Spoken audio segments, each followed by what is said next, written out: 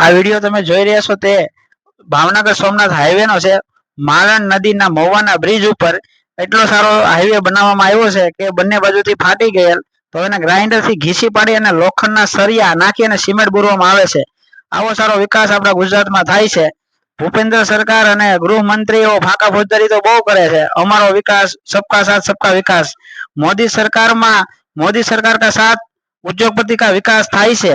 બાકી કોઈ જાતનો વાસ્તવિકતા વિકાસ નથી। અને આ જુઓ તમે ટોલ નાકા ચાલુ કરી દેવામાં આવ્યા છે છતાં આ હાઈવે ની હાલત છે। હજી આનું ખાતમુહૂર્ત થયું છે પણ મુહૂર્ત ઓપનિંગ નથી થયું।